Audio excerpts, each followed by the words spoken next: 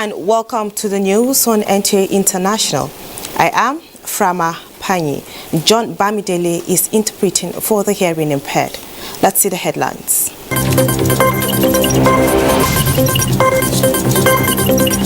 President Bola Tinubu promises Nigeria will witness positive changes needed for the socio-economic growth, propelling the nation to the path of greatness. United Kingdom's Court of Appeal rules against government's plan to send asylum seekers to Rwanda, declaring the move as unlawful. And European Union leaders converge in Brussels to reappraise their interventions in Russia-Ukraine war.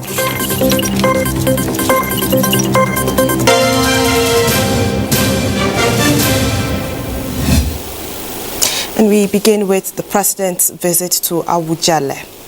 Nigerians may continue to look out for more impactful policies and programs from the current administration, as President Bola Tinubu has expressed readiness to compensate them for the economic hardship experience in months leading to his election with good governance. The president gave the indication on his visit to the Awujale of Ijebu-land, Oba Sikiru Kayode Adetona. State House correspondent Musa Wahab reports. It was the first state visit since inauguration aside his country home. President Bola Tinubu visited the gateway state that apparently opened some ways during his campaigns.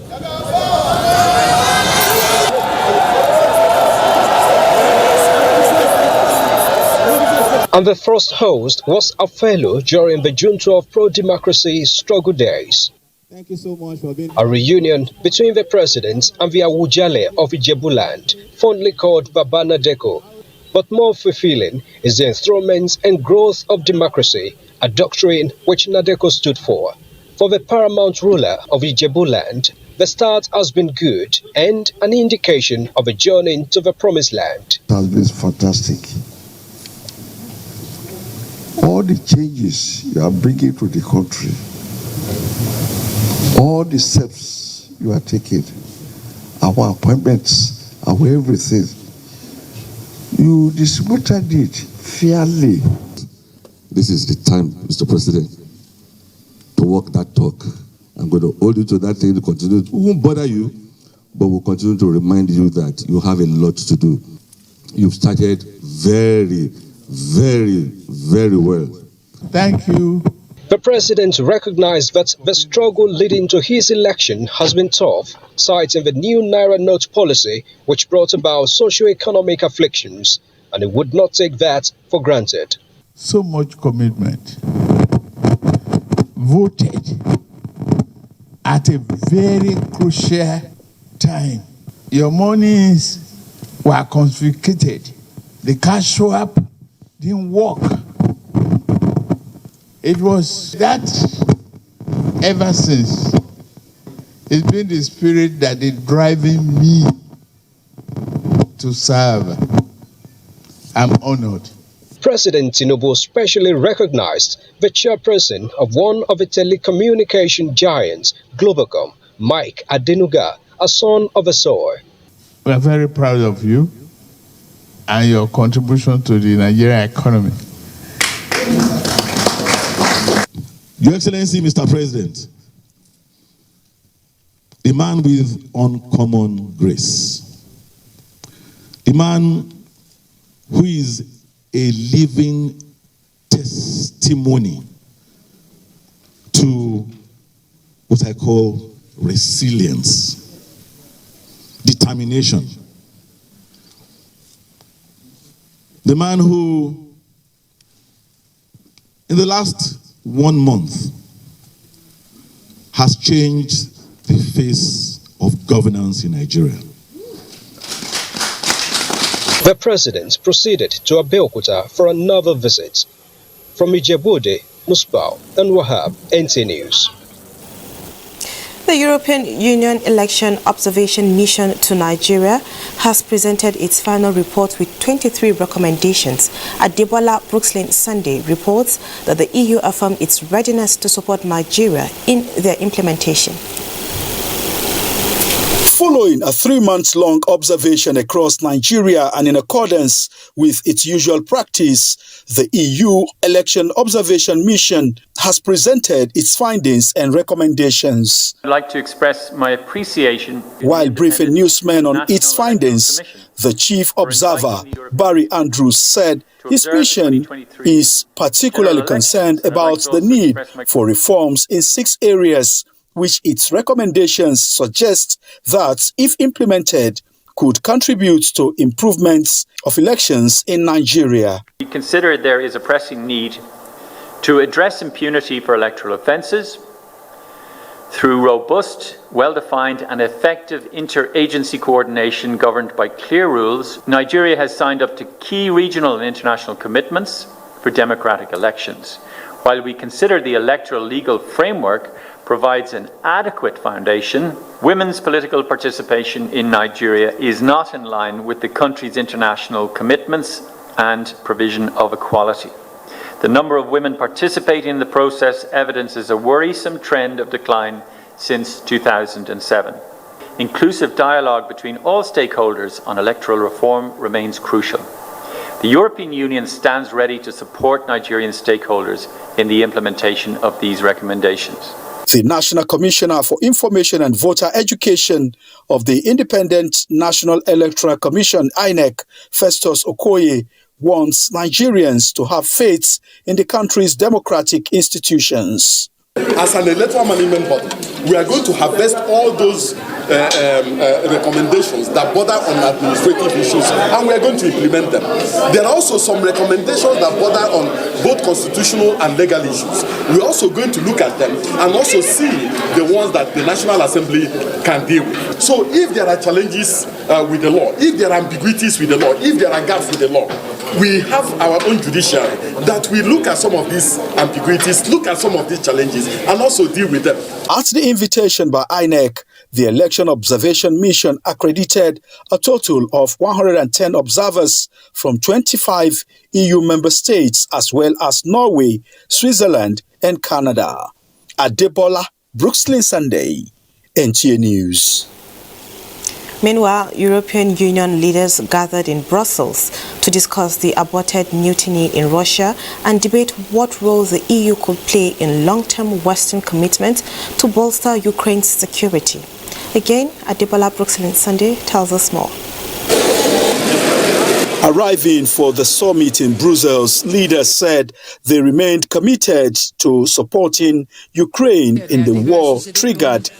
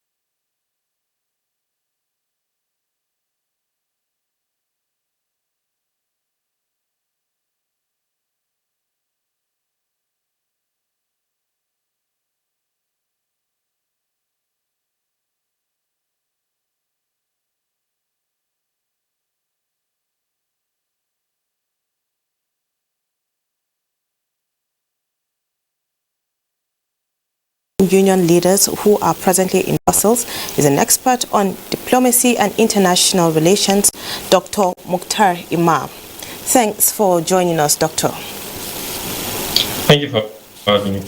Now, the EU leaders has at the top of its agenda what they called Russia's war of aggression against Ukraine, a bloc that has made available over £77 billion to Ukraine. Continued financial and military support is their focus. Now, how can this help in ending the war?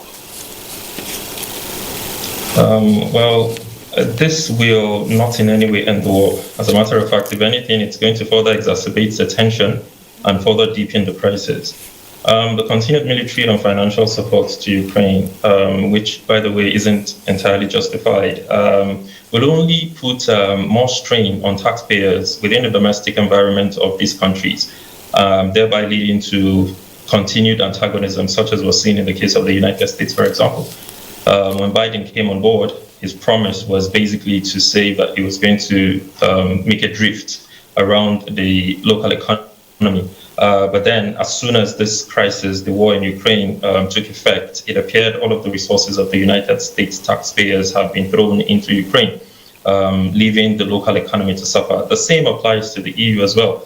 Recall that the last projection, which basically revealed that the Russian economy isn't entirely suffering from this misplaced sanction or economic sanction as NATO and the EU or some EU member states have basically placed on Russia. And so that goes to tell you a lot. Germany is suffering from high inflation, and so also are other countries. So giving more financial and military support to Ukraine at this time isn't going to end the war at all. Again, like I said, if anything, it's going to further exacerbate the tension, right, because Russia isn't backing down, and obviously NATO appears not to be backing down, using Ukraine as a playground. Okay. Now, the European Commission wants to rebuild Ukraine by requiring financial institutions holding frozen Russian assets to hand over some of the profits generated. Now, this is a move Germany has opposed. What happens if this scales through? Well, Germany obviously will oppose that move because they are a living evidence of the effect or the impact of making one country pay for the negative consequence of war, as they saw in the Second World War period. So therefore, obviously, they will oppose to this because they know that's very inhumane. As far as the issue of reparation and the use of Russian frozen assets abroad to restructure or rebuild the economy of Ukraine, it basically has two components to it. There's the legal angle to it, and of course, there's the moral angle to it. Russia, at this time, from the last statistic, basically has its assets abroad to the tune of about $40 billion frozen. Okay. We saw what happened in 1991 in Iraq. As soon as the United Nations made the proclamation, it was very easy for the UN to reparate funds meant for the Iraqi people and the Iraqi government from outside sources, funds that are stuck outside and were frozen. It was easy for them to use some of these funds and so on and so forth, which amounted to about $50 billion. The query with this issue is that a chunk of this asset we're speaking about are not necessarily in liquid in the case of Russia. And so getting to liquidate some of these assets might not be an entirely easy task. That's first and foremost.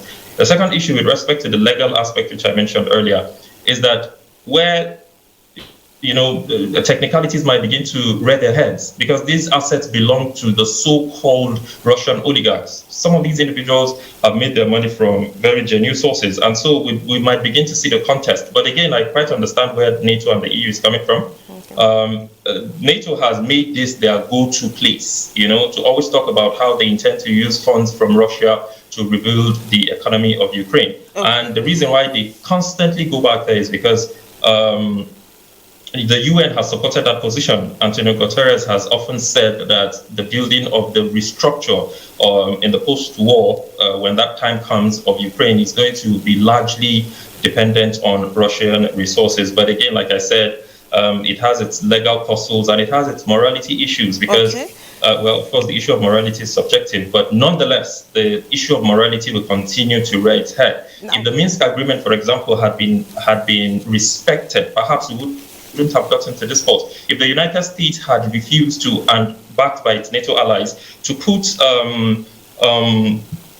Ukraine in this position where, while being at the backyard of Russia, which is the major adversary of the United States and NATO, you're trying to put a military base in that place. We saw what happened in 1962 with the Cuban Missile Crisis, right, when they refused vehemently. And so it's basically hypocritical in my view. Now, how can further addressing the economic situation in the EU, including how to strengthen economic security and resilience, affect the bloc?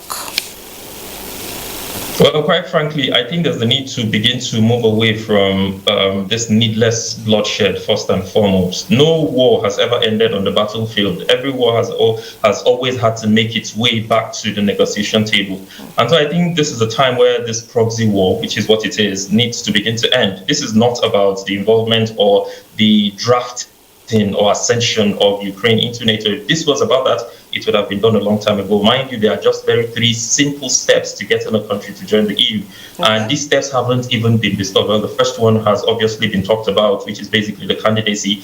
If this was about that, then I'm sure this would have been dealt with. To your question, I think it's very important that the EU begins to focus more on building a resilient economy and stop following the United States about, and stop this needless bloodshed and the plunging of taxpayer resources into a war that is unnecessary. Germany, like I said, is suffering an inflation, which is one of the biggest economies. This is why I constantly return to it in the entire EU. And so where these economies, imagine what happened to the Nord Stream 2 pipeline, for example, which would have given so much cheap oil and gas to Germany, and not just Germany, but the entire EU bloc. So I think this is a time where, especially with the unfolding events within the international system, we see new blocs emerging. The economic sanctions have not done any good. These are dumb sanctions. We need to begin to think around smart sanctions. They're not doing any good. There's a new alliance and realliance going on within the international system. Russia is still doing so very well as far as its economic resilience is concerned. China is behind it. There are emerging powers that are behind it, including powers in Africa. And so, states in Africa. So I think this is a time where the world needs to begin to deepen multilateralism and stop this nonsense around using Ukraine as a theater of war. Incidentally, the man at the helm of affairs in Ukraine appears to think this is acting, which is something he's very good at. Dr. Mukhtar, thank you so much for sharing your thoughts with us on the news at NTA International. Thank you, Bob. All right. We'll take a short break. We'll be back with more reports. Stay with us. Our boss was like, a decent fashion designer only gets home at midnight. Midweight.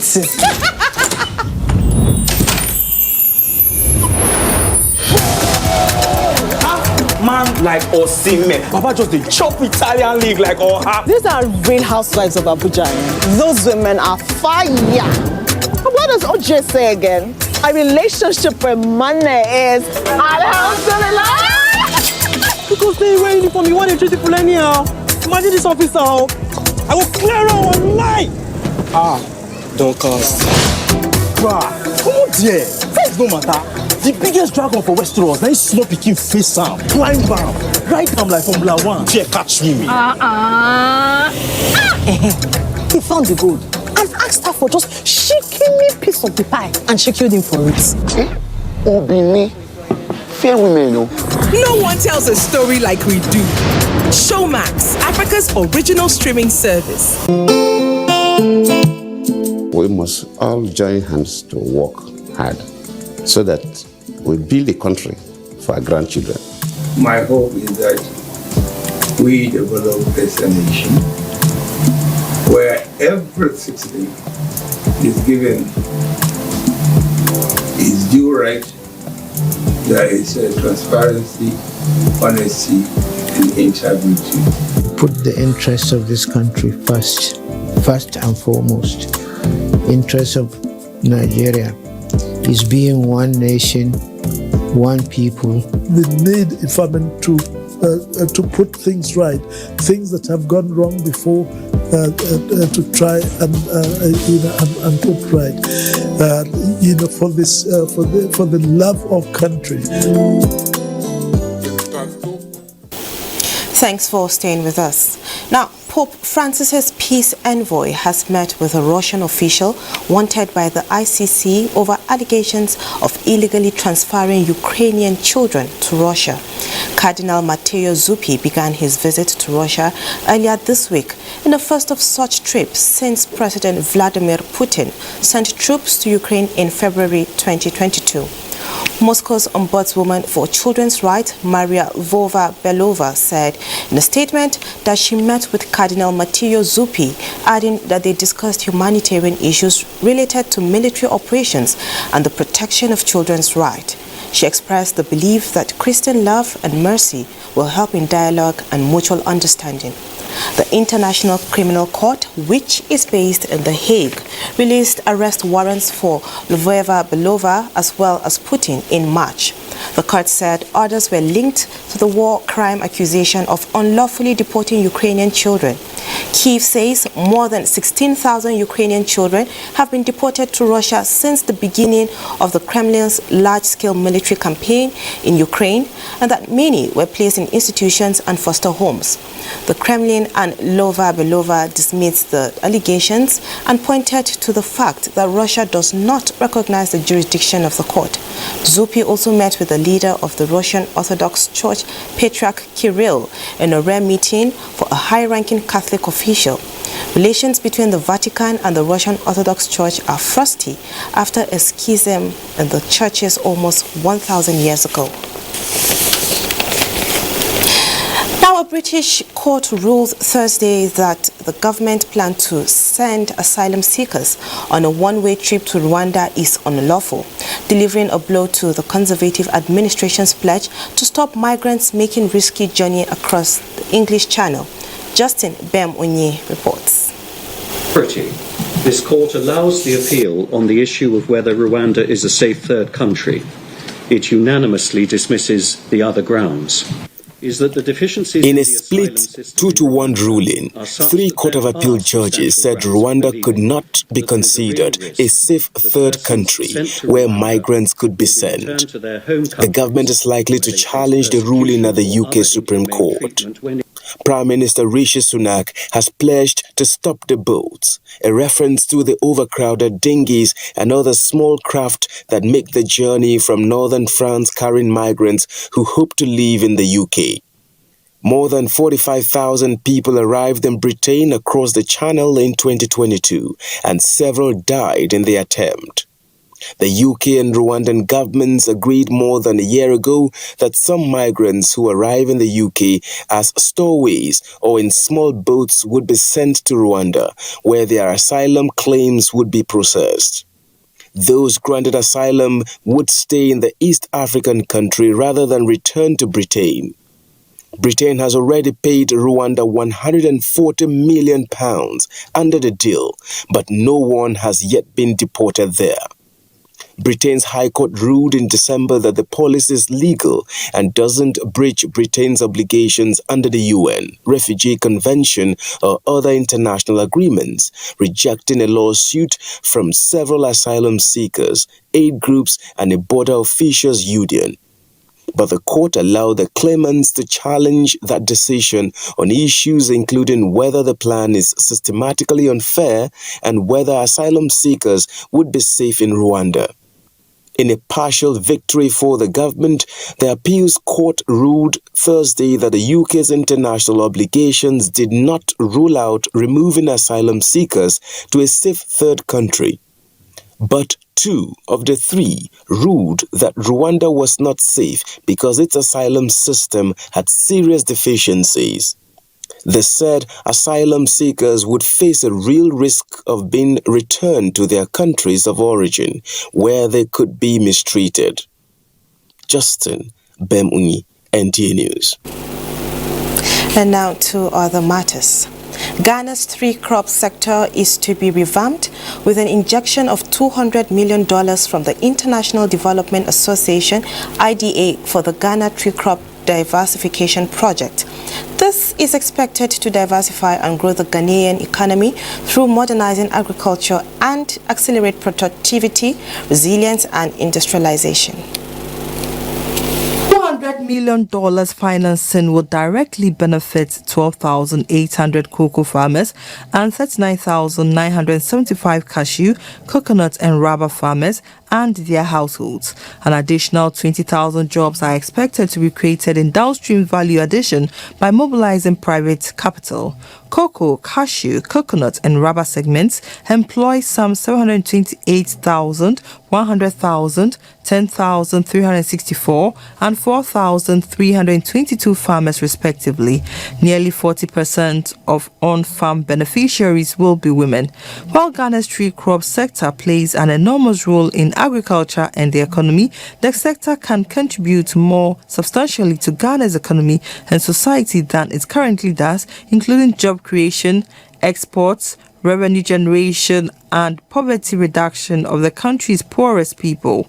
Challenges limiting the development of the sector includes low and stagnant productivity, weak institutional capacity, poor sector governance and poor climate resilience due to weak adoption of climate-smart agricultural technologies and practices. The tree crop diversification project is a 6-year project to be funded by World Bank and jointly implemented by Cocoa Board and Tree Crop Development Authority. As you are aware, government of Ghana is trying to industrialize our country through agri-based industries, and cocoa has been one of the major commodities that have provided foreign exchange for Ghana for almost a century now. By looking at climate change and other anthropogenic activities like mining and all those things and deforestation, right? Cocoa cannot be grown in most of the geographies as we speak. But there are a number of tree crops that are more adaptable to most of the regions in Ghana. At least every region in Ghana, one of such tree crops can be grown. So therefore, the government felt that we need to develop these tree crops to complement cocoa, to enhance our revenue from export commodities and also create jobs. Tree crop diversification project is supposed to look at 3 key areas. First of all, we have potential in tree crops, but we 185 SMEs in the cocoa, cashew, and the coconut value addition and processing will also be direct beneficiaries through project matching grants, technical assistance, support, and access to markets and services. Now, the Federal Road Safety Corps has urged all road users to drive with care, adding that it was necessary for motorists to also do thorough checks on their vehicles. The Corps Marshal FRSC Dewdabiu made the plea in a reaction to the road crash which claimed 11 lives along Ore-Benin Road. Biu emphasized that it was necessary to check vehicles before plying the road so as to eradicate all incidences of mishap resulting from mechanical deficiencies in vehicles. And that's where we end the news on NTA International. Thanks for being a part of it. I am Frama Pani. John Bamidele has been the interpreter for the hearing impaired. Have a good night.